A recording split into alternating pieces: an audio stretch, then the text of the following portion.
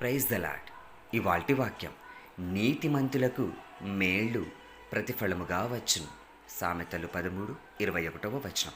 దేవుని మాటకు, ఆయన శిక్షకు లోబడి యథార్థంగా నీ రక్షణ జీవితంలో నీతిగా ఎదుగు.